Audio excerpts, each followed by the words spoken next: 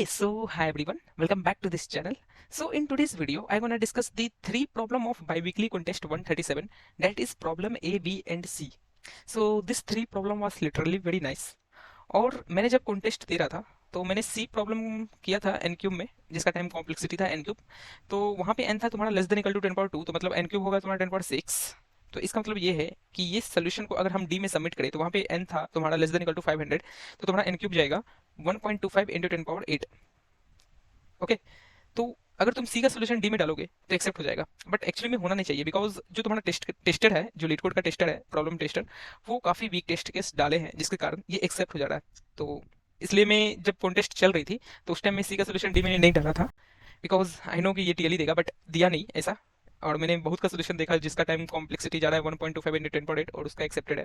But any how, अगर मेरे को एक ऑप्टिमाइज सोल्यूशन मिलता है इसका या कुछ दिमाग में आता है तो मैं आगे चल के डी का भी सोल्यूशन डाल दूंगा, बट अभी के लिए एबीसी समझो। तो चलो डिस्कस करते हैं। और सारी प्रॉब्लम काफ़ी अच्छी है, तो मैं बताऊंगा कि like how you gonna think this kind of problem. So first of all I gonna move to the problem B, because problem A और प्रॉब्लम बी दोनों सिमिलर है। तो मैं क्यों ना बी ही बता दूं, बिकॉज बी में ऑप्टिमाइजेशन भी है, तो इजिली तुम दोनों सबमिट कर पाओगे। तो प्रॉब्लम बी कुछ इस प्रकार बोल रखा है कि मैं आपको एक एरे दूंगा A. So let me write it here कि आपके पास एक एरे है A1 A2 A3 A4 A5 A6, ठीक है। आपको बताना है ऐसा कितना के साइज का सब एरे है, इस बात को ध्यान से सुनना है, ऐसा कितना के साइज का सब एरे है सच दैट कि वो के साइज का सब एरे में सारा एलिमेंट एक कंजिक्यूटिव है। जैसे मान लो कि कोई ए आई है तो दूसरा वाला AI+1 होना चाहिए, फिर तीसरा एलिमेंट AI+2 होना चाहिए, एंड सो ऑन। मतलब ये इसका मतलब क्या समझ रहे हो कि ये असेंडिंग ऑर्डर में है ही और साथ ही साथ कंजिक्यूटिव है, मतलब ये 1 है तो ये 2 हो और ये 3 हो, अगर ये 2 हो तो ये 3 हो, ये 4 हो। तो सिंपली बताना कि ऐसा कितना सब एरे बन रहा है जिसमें सारा का सारा एलिमेंट आपस में कंजिक्यूटिव ऑर्डर में हो और असेंडिंग ऑर्डर में हो। तो बस ये सिंपल सा प्रॉब्लम था। तो देखो यार, जब मैं ये प्रॉब्लम को पढ़ा ना तो मैं ये प्रॉब्लम आई गेस 3 मिनट में कर दिया था, both A and B, and my rank was like, उस टाइम मेरा रैंक 24 चल रहा था। तो मैं इस प्रॉब्लम को इसलिए कर पाया बिकॉज आई थिंक कि ये प्रॉब्लम काफी बार आ चुकी है लीड कोड में, तो ये मुझे देखते ही पता चल जाता है कि अरे यार इसमें तो ये करना है। तो चलो मैं बताता हूँ कि like how you gonna solve this kind of problem. तो देखो, अगर तुम देखोगे तो मैं क्यों ना टेस्ट केस ले लूँ। आई गेस ये तुम्हारा लास्ट टेस्ट केस है जो कि है 3 2 3 2 3 2, और के है तुम्हारा 2। तो यहाँ पे तुम्हारा है एडे में 3 2 3 2 3 2, और के है तुम्हारा 2। तो मतलब तुमको हर बार हर दो साइज का सबएडे के लिए बताना है कि क्या ये कंडीशन फॉलो कर पा रहा है। और कंडीशन क्या है, कंडीशन तुमको पता है कि असेंडिंग ऑर्डर में होना चाहिए, means A1 is less then A2, A2 is less then A3। और अगर, और साथ ही साथ कि ये आपस में कंसेक्यूटिव होना चाहिए, मींस A2 का वैल्यू A1+1 होना चाहिए, A3 का वैल्यू A2+1 होना चाहिए, ठीक है। तो जब भी इस टाइप का प्रॉब्लम मिले ना तो तुम एक डीपी बना लो। अब तुम बोलेगा भैया डीपी, ये चिंदी सा प्रॉब्लम में आप डीपी बताने लगे। तो यार ये नाम का डीपी है, ये डीपी बताएगा तुमको, इस बात को गौर से सुनना, ये डीपी तुमको बताएगा DP of I, DP of I बताएगा कि अगर ये सब एडे आई पे एंड होता है, इस बात को गौर से सुनना कि ये सब एडे जो स्टार्टिंग से चल रहा है, कहीं से भी चल रहा है हमको नहीं पता, बट आई पे जाके एंड होता है, तो ये कितना वो कंडीशन फॉलो कर रहा है जो कि कंजिक्यूटिव हो, आपस में अल्टरनेट कंजिक्यूटिव हो और असेंडिंग ऑर्डर में हो। इस बात को समझ रहे हो? मतलब कि मान लो जैसे A1 A2 A3 A4 A5 है, तो डीपी ऑफ, जैसे मान लो इसको इंडेक्सिंग कर देते हैं 0 1 2 3 4, तो डीपी ऑफ 3 क्या बता रहा है, तो डीपी ऑफ 3 मतलब ये 3 इंडेक्स, ये क्या बता रहा है कि मैक्सिमम लेंथ ऑफ सब एरे कितना है, मैक्सिमम लेंथ ऑफ सब एरे कितना है जो A4 पे एंड हो रहा है, और साथ ही साथ वो पीछे से कंजिक्यूटिव ऑर्डर में आ रहा है, अल्टरनेटिव कंजिक्यूटिव ऑर्डर में आ रहा है, और वो असेंडिंग ऑर्डर में हो। मतलब कि मान लो अगर डीपी ऑफ 3 2 होता है, डीपी ऑफ 3 2 होता है, तो इसका मतलब ये दो ही लेंथ है जो वो दोनों कंडीशन फॉलो कर रहा है कि A3 is less then A4 और A3 A4 आपस में कंजिक्यूटिव है। जैसे A4 का वैल्यू होगा तुम्हारा A3+1। आप समझे डीपी क्या बता रहा है, डीपी ऑफ 3 क्या बता रहा है। अगर मान लो डीपी ऑफ 3 यहाँ पे 4 होता है, डीपी ऑफ 3 यहाँ 2 ना होके 4 होता है, तो ये 4 क्या बता रहा है कि ये 1 से लेकर, मींस 0 इंडेक्स से लेकर 3 इंडेक्स तक ये सारा कंडीशन फॉलो कर रहा है। सारा कंडीशन क्या फॉलो कर रहा है कि A1 is less then A2, A2 is less then A3, A3 is less then A4, ये कंडीशन फॉलो कर रहा है। और साथ ही साथ ये सारा आपस में कंजिक्यूटिव है। कंजिक्यूटिव मतलब कि A2 का वैल्यू तुम्हारा होगा A1+1, A3 का वैल्यू होगा तुम्हारा A2+1। मतलब इस बात को अगर हम आसान भाषा में लिखे तो A1+2, और A4 का वैल्यू होगा तुम्हारा A1+3 या फिर A3+1, ठीक है। तो अब तुम समझ गए डीपी ऑफ आई क्या बता रहा है। तो अगर मान लो तुम्हारे पास डीपी ऑफ आई हर इंडेक्स का पता हो तो उससे क्या तुम आंसर नहीं निकाल सकते? तो तुम बोलेगे भैया इस आंसर कैसे निकाल सकते हैं? तो आंसर ऐसे निकाल सकते हैं कि मान लो यहाँ पे डीपी ऑफ आई तुम्हारा, ये टेस्ट केस लेते हैं A1 A2 A3 A4 A5 कि मान लो यहाँ पे अगर 0 1 2 3 4 इंडेक्सिंग करते हैं और ये third index means DP of 3 है तुम्हारा 3, तो ये चीज क्या बता रहा है कि यहाँ से यहाँ तक इंक्रीजिंग ऑर्डर में है कि A2 is less then A3 है और A3 is less then A4 है, और ये सारा आपस में कंसेक्यूटिव है कि A2 और ये A3 प्लस सॉरी ये A3 जो है तुम्हारा A2 प्लस 1 है और A4 जो है तुम्हारा A2 प्लस 2 है, कंसेक्यूटिव है। तो डीपी ऑफ 3 तुम्हारा 3 है, तो इसका मतलब ये बता रहा है। अब तुमको क्या बताना है कि K इज इक्वल टू 2, तो K इज इक्वल टू 2 मतलब क्या कि दो लेंथ का बन रहा है कि नहीं बन रहा है।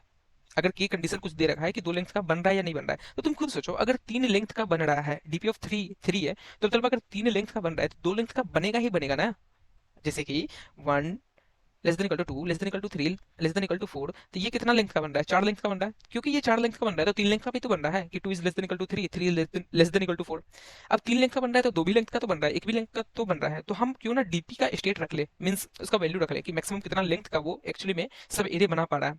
तो अगर के जो है उससे छोटा या बराबर है तो मतलब ये एलिमेंट को हम पिकअप कर सकते हैं। और फाइनली आई गेस प्रॉब्लम में यही बोल रखा था कि जो भी मैक्सिमम बन रहा है तो उस सवेरे का मैक्सिमम एलिमेंट तुम पिकअप करके दो, तो तुमको पता है मैक्सिमम एलिमेंट क्या होगा, वही एलिमेंट हो जाएगा क्योंकि वो इंक्रीजिंग ऑर्डर में है। समझ रहे हो। तो बस हमको ये चीज दिख गया था कि अरे यार ये तो डीपी तो इजीली बन जाएगा और वहां से हम ये चीज निकाल लेंगे। तो चलो एक बार हम ये तुम्हारा लास्ट टेस्ट केस जो था उसके लिए हम निकालते हैं आंसर, एक्चुअली में कि आंसर क्या होगा। सो लेट मी इरेज ऑल। तो हम सबसे पहले डीपी बनाए, ठीक है। तो तुम खुद सोचो कि हम जीरो इंडेक्स पे 0 1 2 3 4 5, ठीक है, और हम जीरो इंडेक्स पे हैं। तो तुम खुद सोचो डीपी ऑफ जीरो क्या होगा। तो क्योंकि ये एक ही एलिमेंट है तो एक ही होगा, क्योंकि इसके पीछे तो हमको कुछ चेक नहीं करना है कि तुम्हारे पीछे छोटा एलिमेंट है ना और तुमसे एक छोटा है ना, तो वो सब चीज तो चेक नहीं करना है इसके लिए, तो ये वन रहेगा। अब हम डीपी ऑफ वन में क्या पढ़ेंगे, तो यहाँ पे आए और पूछेंगे कि मेरे पीछे जो एलिमेंट है वो मेरे से छोटा है ना, और अगर छोटा है तो मेरे से एक छोटा है ना, मतलब अगर हम 2 है तो मेरे पीछे क्या 1 है, अगर 1 है तो उसका जितना वैल्यू होगा उसके डीपी में जितना वैल्यू होगा उसमें हम एक ऐड ऑन कर देंगे। तो हम क्योंकि यहाँ पे 2 पे आए मीन्स 1 इंडेक्स पे आए और वहां पे 2 था, तो हम पूछे क्या मेरे पीछे 1 है, तो वो बोला नहीं है। तो इसका मतलब क्या समझ रहे हो कि हम नहीं बना सकते हैं। तो डीपी ऑफ 1 में क्या बढ़ाएगा, 1 ही बढ़ा जाएगा, क्योंकि ये बताएगा कि एक ही लेंथ का सबएरे बन सकता है जो गिवन कंडीशन फुलफिल कर रहा है। फिर हम आगे गए सेकंड इंडेक्स पे और वहां पे क्या है डीपी ऑफ 3, तो डीपी ऑफ 3 क्या पूछेगा कि तुम्हारे पीछे क्या 2 है, मीन्स 3 माइनस 1 2 है, और वो कितना मैक्सिमम लेंथ बना रहा है उसमें हम एक ऐड ऑन कर देंगे। तो हम टू पूछने गए पीछे तो वो बोला हाँ हम तो 2 हैं, तो हम बोले कि तुम्हारा डीपी का वैल्यू क्या है, वो बोला 1 है, तो हम उसमें एक एक्स्ट्रा ऐड कर देंगे, तो 1 में एक एक्स्ट्रा ऐड कर देंगे तो क्या बनेगा 2। तो बस यहाँ पे तुम्हारा डीपी ऑफ 2 में 2 अपडेट हो जाएगा। अब तुम यहाँ से देख सकते हो कि मैक्सिमम दो ही लेंथ का सवेरे बन रहा है जो कि गिवन कंडीशन फुलफिल कर रहा है। फिर हम आगे गए थर्ड इंडेक्स पे, तो डीपी ऑफ 3 में क्या है तुम्हारा वैल्यू 2 है, तो हम पीछे किससे पूछेंगे 2 माइनस 1 1 से कि मेरे पीछे क्या 1 है, तो बोलेगा नहीं भाई मेरे पीछे तो 3 है, 3 है तो मतलब ये कंडीशन फुलफिल नहीं कर रहा है, तो मैक्सिमम लेंथ क्या बनेगा 1 ही रह जाएगा।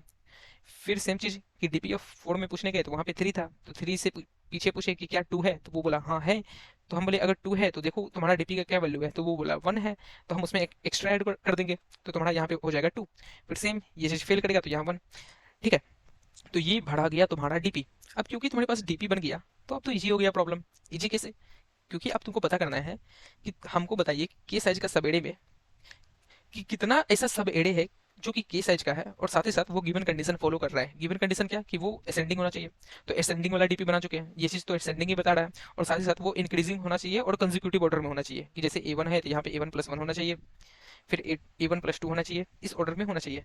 तो अब सारा चीज मेरा डीपी रख चुका है, तो हम बस हर दो साइज का सब एडे के पास जाएंगे और उससे सेम चीज पूछेंगे कि तुम्हारा डीपी का वैल्यू क्या है, अगर 2 या 2 से बड़ा है तो मतलब तुमको हम ले सकते हैं। तो हम अभी यहाँ से उठाएंगे क्योंकि तुम्हारा के साइज का सब एडे मीन्स के साइज का सब एडे कहाँ से बनना स्टार्ट हो रहा है 1 इंडेक्स है, तो वहाँ पे गए और पूछे तुम्हारा डीपी का वैल्यू क्या है 1 है। क्योंकि तुम्हारा डीपी का वैल्यू 1 है तो इसका मतलब है कि हम दो साइज का सब एडे नहीं बना सकते हैं जिसका कंडीशन वो फुलफिल हो वो सारा कंडीशन, तो यहाँ पे माइनस बना जाएगा। फिर यहाँ गए हम पूछे तुम्हारा डीपी का वैल्यू क्या है 2 है, तो मतलब हाँ तुमको बना सकते हैं, तो तुम्हारा हम मैक्सिमम एलिमेंट उठाएंगे, तुम्हारा मैक्सिमम एलिमेंट क्या है 3 है, तो 3 को उठाएंगे तो यहाँ पे आ जाएगा 3, ठीक है। फिर यहाँ गए ये बोला 1 है 1 इज लेस देन 2, तो यहाँ पे माइनस 1 हो जाएगा। फिर ये 2 है 2 is greater than equal to 2, तो यहाँ पे तुम्हारा लास्ट एलिमेंट आ जाएगा, लास्ट एलिमेंट है 3। फिर यहाँ पे गए यहाँ पे फिर से 1 है 1 इज लेस देन 2, तो यहाँ पे माइनस 1 आ जाएगा। तो ये है तुम्हारा के साइज का सबएडे मीन्स हर एक सबएडे जो के साइज का है और उसके लिए आंसर, तो तुम्हारा आंसर आएगा -1 3 -1 3 -1, एंड आई गेस यही तुम्हारा आंसर भी था minus last last last test case या -1 3 -1 3 -1। तो बस यही सिंपल लॉजिक था इस प्रॉब्लम के पीछे। तो मैं एक बार इसका कोड दिखाता हूँ, तो कोड भी काफी ईजी है।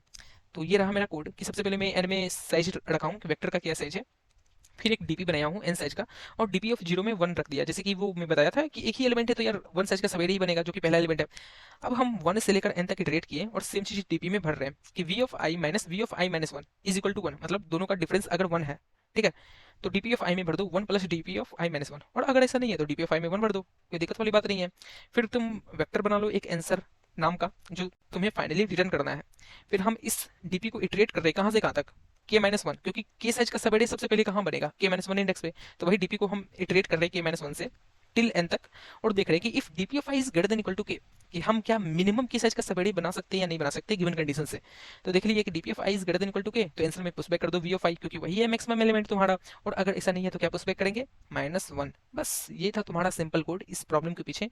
एंड इस टाइप का प्रॉब्लम लाइक तुम पैटर्न पता कर लो कि हमेशा इस टाइप का प्रॉब्लम जब भी मिले, अभी ना तुमको बोल दिया है कि डिफरेंस 1 होना चाहिए, मींस अल्टरनेट होना चाहिए। अगर मान लो यहाँ पे ये चेंज कर दे कि डिफरेंस 2 होना चाहिए, तो ये बस कुछ नहीं करना है, यहाँ पे डिफरेंस 2 कर देंगे। अगर मान लो ये वेक्टर ना हो कि कोई कैरेक्टर ऑफ स्ट्रिंग रहता है, मींस स्ट्रिंग रहता है, और बोलता है कि अल्टरनेट कैरेक्टर होना चाहिए, तब क्या करते हैं, तो बस कैरेक्टर का डिफरेंस देख लेते हैं। अगर मान लो वो बोलता है क्या कि ओड का डिफरेंस होना चाहिए, मींस कैरेक्टर का डिफरेंस ओड होना चाहिए, तो बस वो ओड का कंडीशन देख लेते। तो बस इस तरह मैनिपुलेट करेगा तुम्हें। तो इस टाइप का तुम पैटर्न देख लो, समझ लो, और आगे से इसे तुम कंटिन्यू कर देना। और एक और चीज, अगर तुम इंटरव्यूअर को ये सोल्यूशन बताते हो तो वो बोलेगा कि क्या तुम स्पेस को ऑप्टिमाइज कर सकते हो, यहाँ पे जो तुम डीपी लगाए हो इस चीज को ऑप्टिमाइज कर सकते हो, या इजी, तुम खुद सोचो कैसे करोगे। अगर सोच लिए तो ठीक है, बट अगर नहीं सोचे तो मैं बता देता हूँ कि तुम क्या करना है कि ये डीपी ऑफ जीरो है, इसको एक वेरिएबल में रख लेना, प्री नाम का, प्री वेरिएबल में, ठीक है, और उसमें रख लेना 1। अब तुम आगे इटरेट करना और देख लेना कि प्री में तुम्हारा क्या है, ठीक है, और अगर ये कंडीशन फॉलो कर रहा है तो प्री में जो वैल्यू था 1 ऐड करके वो तुम्हारा करंट प्री हो जाएगा। और साथ ही साथ उसी टाइम तुम कंडीशन भी चेक कर लेना कि DP of i is greater than equal to k है, तो आंसर में क्या पुशबैक कर रहे हैं, वी ऑफ आई, तो इसी टाइम तुम कंडीशन भी चेक कर लेना कि क्या जो मेरा अभी प्री बन रहा है मींस करंट वैल्यू बन रहा है वो के से बड़ा है या बराबर है, ठीक है। तो तुम इस टाइप का लाइक सोच सकते हो, और इंटरव्यूअर इस टाइप का क्वेश्चन काफी ज्यादा पूछता है because he want to see your technique कि तुम कैसे ऑप्टिमाइज करते हो ज्यादा से ज्यादा, ठीक है। तो बस ये था तुम्हारा कोड इस प्रॉब्लम का, एंड आई होप तुम्हें समझ में आया होगा। अभी भी कुछ भी डाउट है so you can ask me freely, I am always here to reply you, ठीक है। और हम हमेशा बोलते हैं कि तुम मेरा comment section as a doubt support की तरह यूज करो, हम हमेशा तुम्हें रिप्लाई करेंगे। And if you find this video helpful then please please please like it, because तुम जितना लाइक और सब्सक्राइब एंड शेयर करोगे उतना मुझे मोटिवेशन जगेगा to make such a video lot. So please तुम अपनी तरफ से एफर्ट डालो तो मैं भी अपनी तरफ से एफर्ट डालूंगा। तो चलो अब बढ़ते हैं प्रॉब्लम सी की तरफ। So let's move to the problem C. और ये प्रॉब्लम भी लाइक काफी अच्छी है, एंड इसका सोल्यूशन है कितना गया था टिल द कॉन्टेस्ट 2.5 के। तो चलो मैं बताता हूँ कि प्रॉब्लम सी तुम कैसे करोगे। So now let's move to the problem C. तो इस प्रॉब्लम में बोल रखा है कि मैं आपको एक बोर्ड दूंगा और उसका हर एक सेल में कुछ वैल्यू होगा। फॉर एग्जांपल ये तुम्हें बोर्ड एक दे रखा है जिसमें वैल्यू है तुम्हारा -3 1 1 1, -3 1 -3 1 एंड -3 2 1 1। अब क्या करना है कि इसमें तुम्हें एग्जैक्टली 3 रूक्स रखना है, rooks means I think elephant.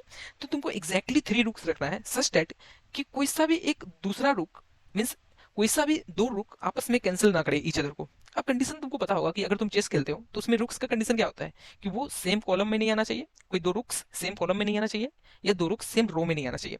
तो तुमको 3 रुक्स को ऐसा प्लेस करना है सच दैट कि वो 3 रुक्स आपस में किसी दूसरे को कैंसिल आउट नहीं करे, और साथ ही साथ वो जिस पोजीशन पर रखा हो, वो जिस पोजीशन पे रखे हो उस पोजीशन का सम का वैल्यू मैक्सिमाइज हो जाए। तो इसका मतलब तुम क्या समझ रहे हो कि हम हर एक पॉसिबिलिटी चेक कर लेंगे। समझ रहे हो कि नहीं समझ रहे हो, हर एक पॉसिबिलिटी चेक कर लेना है।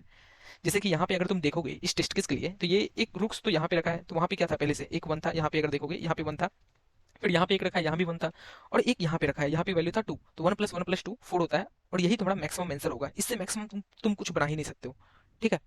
तो चलो डिस्कस करते हैं इसका सोल्यूशन की तरफ।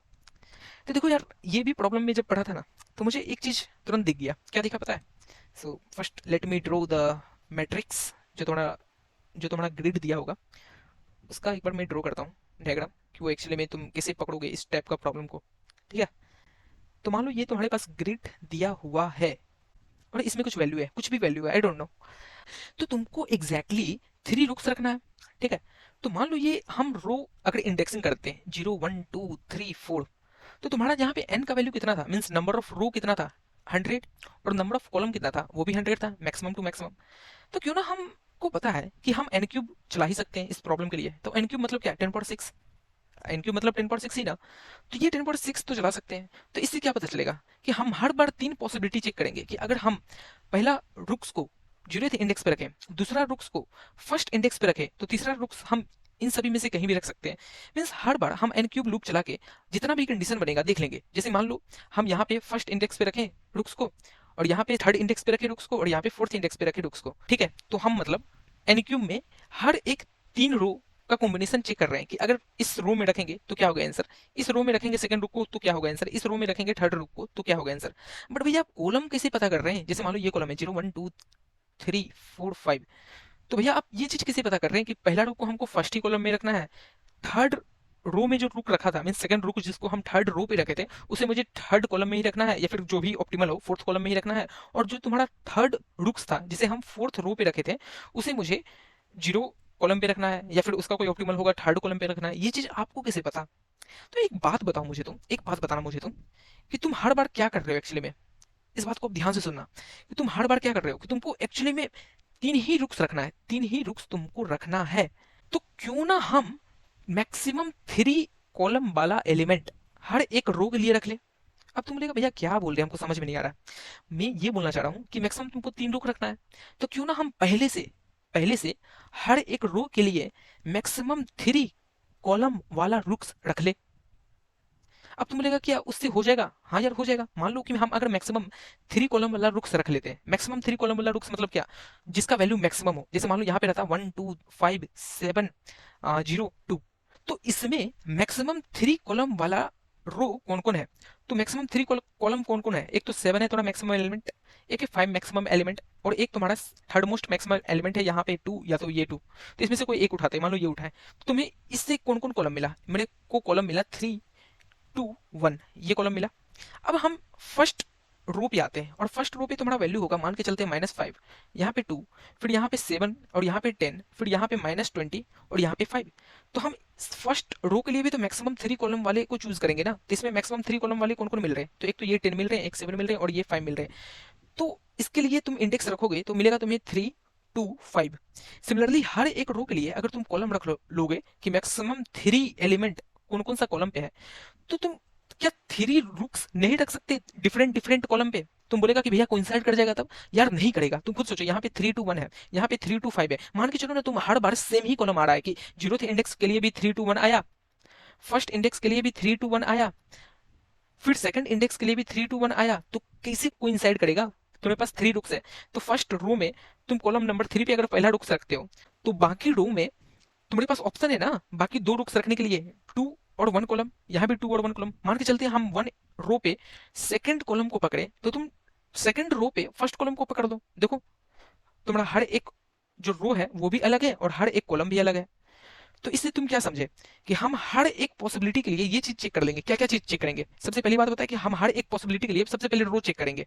सबसे पहले रो में क्या चेक करेंगे कि सबसे पहले हम रो में ये चेक करेंगे कि सारा पॉसिबिलिटी के लिए हम देख लेंगे कि तुम्हारा मैक्सिमम 3 एलिमेंट क्या क्या है, तुम्हारा मैक्सिमम 3 एलिमेंट क्या क्या है। जैसे मान लो हम फर्स्ट रो, थर्ड रो और फोर्थ रो चूज कर रहे हैं, तो फर्स्ट रो से पूछेंगे कि तुम्हारा मैक्सिमम 3 एलिमेंट वाला कॉलम कौन कौन है। तो ये मान लो देता है तुम्हें 3 2 5, ठीक है। अब तुम्हारे पास थर्ड रो की तरफ गए, वो देता है तुमको 2 7 5, और तुम्हें फोर्थ रो देता है कुछ 0 1 2। तो हम क्या करेंगे कि फर्स्ट रो को जो उसका सबसे पहला मैक्सिमम एलिमेंट है उसे प्रायोरिटी देंगे, तो हम उसे प्रायोरिटी दिए 3 पे। अब हम जो नेक्स्ट रो चूज किए थे वो था तुम्हारा थर्ड, तो इसमें हम टॉप एलिमेंट के पास गए, तो वो था एट द कॉलम 2। तो हम पूछे क्या हम जो पिछला कॉलम चूज किए हैं वो इसके बराबर तो नहीं है ना? तो वो देखा कि नहीं है बराबर, मीन्स हम पिछला कॉलम चूज किए थे 3 और ये 2 आपस में बराबर नहीं है, तो हम इसको पिकअप कर सकते हैं, क्योंकि ये कॉलम तो हम आप पिकअप कर ही सकते हैं क्योंकि 2 इज नॉट इक्वल टू 3। अगर मान लो यहाँ भी 3 रहता तो इसके जगह पे 2 की जगह पे 3 रहता तो हम इसको नहीं पिक करते हैं, तो क्या पिक करते हैं? इसको पिक कर लेते हैं। समझ रहे हो इस बात को? इसको पिक कर लेते हैं, 7 को पिक कर लेते हैं, और फिर हम नीचे आते हैं फोर्थ इंडेक्स पे, और फोर्थ इंडेक्स पे हम 0 को पिक कर लेते हैं, क्योंकि हम 3 और 7 पिछले बार पिक किए हैं, तो 0 कॉलम वाला कोई पिक नहीं हुआ। तो इससे क्या पता चल रहा है कि हम रो के लिए तो सारा पॉसिबिलिटी देख ही रहे हैं, सारा पॉसिबिलिटी देख ही रहे हैं, और साथ ही साथ हम कॉलम के लिए भी सारा पॉसिबिलिटी देख रहे हैं। समझे? अब तुम बोलेगा कि भैया आप यहाँ पे 3 को चूज किए हैं जिसको आप टॉप प्रायोरिटी दिए हैं, क्या पता यहाँ पे 2 को चूज करते हैं तो वो मेरा बेस्ट आंसर हो। तो भाई इसके लिए अगर तुम 2 पिक करोगे तो ये भी तो केस कहीं ना कहीं आएगा ना, कहीं ना कहीं आएगा। इसका मतलब क्या कि तुम जब एन क्यूब लूप चला रहे हो, एन क्यूब लूप चला रहे हो, तो यहाँ पे तुम ऑर्डर क्या रखे हो कि पहले हम 1 को पिक कर रहे हैं जिसमें हम 3 को प्रायोरिटी दे रहे हैं, फिर 3 को पिक कर रहे हैं, फिर 4 को पिक कर रहे हैं। तो एक ऐसा भी कंडीशन आएगा ना कि पहले हम थर्ड रो वाले को पिक कर रहे हैं, फिर 1 रो वाले को पिक कर रहे हैं, फिर फोर्थ रो वाले को पिक कर रहे हैं, और थर्ड रो वाले में तुम क्या पता कि 3 को पिक कर चुका होगा, मीन्स थर्ड कॉलम को पिक कर चुका होगा, जैसे 375 हो तो यहाँ पे 3 को तुम पिक कर चुका होगा, तो वन रो में 325 होगा, तो यहाँ पे तो 3 नहीं पिक कर सकते हो, यहाँ पे अब 2 पिक करना पड़ेगा, तो वो कंडीशन भी तो फुलफिल हो रहा है यहाँ पे। समझ रहे हो हम क्या बोल रहे हैं? तो इससे हम क्या समझे कि हम पहले सारा पॉसिबिलिटी देख लेंगे हर एक रो के लिए, तो n क्यूब मेरा टाइम कॉम्प्लेक्सिटी चलेगा। अब हमको ये चीज पता करना है कि कौन सा कॉलम पिक करना है, तो तुम हमेशा चाहोगे कि मैक्सिमम एलिमेंट वाला कॉलम पिक करें, तो इसलिए हम हर एक रो के लिए मैक्सिमम 3 कॉलम वाला एलिमेंट रख लिए थे पहले से, और फिर हम सारा पॉसिबिलिटी देख लिए। तो इसका टाइम कॉम्प्लेक्सिटी कितना जाएगा? इसका टाइम कॉम्प्लेक्सिटी बस जाएगा n क्यूब, क्योंकि हम मैक्सिमम 3 एलिमेंट पहले से रख लिए, तो उसमें तो तुमको बस कंपैरिजन करना है, तो n क्यूब जाएगा टाइम कॉम्प्लेक्सिटी। तो तुम्हारा n है तुम्हारा 10.2, तो n क्यूब मतलब 10.6।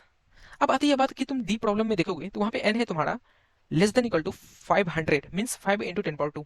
तो इसका जब तुम क्यूब करोगे, तो ये आएगा 1.25 इंटू 10 पावर 8, और ये भी तुम्हारा एक्सेप्ट हो जाएगा because they have setted a weak test case. और मुझे लगा नहीं था कि ये एक्सेप्ट हो जाएगा, इसलिए मैं कॉन्टेस्ट के टाइम सबमिट नहीं किया, बट मैं जब बाकी का सोल्यूशन देख रहा था तो देखा कि यार सभी लोगों ने इस टाइप का प्रॉब्लम को इतना टाइम कॉम्प्लेक्सिटी में सॉल्व किया था, जिसका टाइम कॉम्प्लेक्सिटी था 1.25 इंटू 10 पावर 8।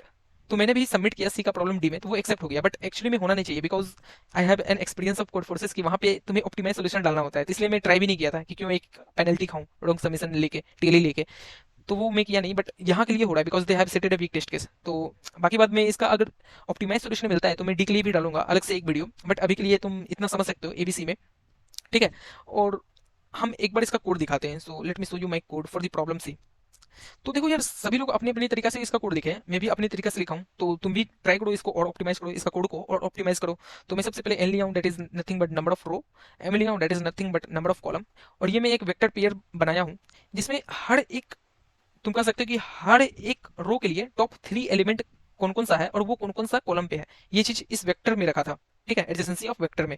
तो सबसे पहले मैं हर एक रो पे इटरेट किया और एक कॉलम सॉर्ट का वेक्टर पेयर बनाया, और उसमें हम हर एक कॉलम का जो वैल्यू था, मीन्स हर एक रो के लिए हर एक कॉलम का जो वैल्यू था उसे हम कॉलम सॉर्ट में पहले पुश बैक कर लिए, उसका वैल्यू और उसका कॉलम। फिर फाइनली हम उसको सॉर्ट कर दिया और रिवर्स कर दिए, और उसका जो टॉप 3 एलिमेंट था उसे हम ये एडजेसेंसी ऑफ वेक्टर में रख लिए थे हर एक रो के लिए, ठीक है। अब सिंपल सी बात है, तुमको हर एक 3 पेयर ऑफ रो के लिए चेक करना है वो कंडीशन जो हम अभी बताएं तुम्हें।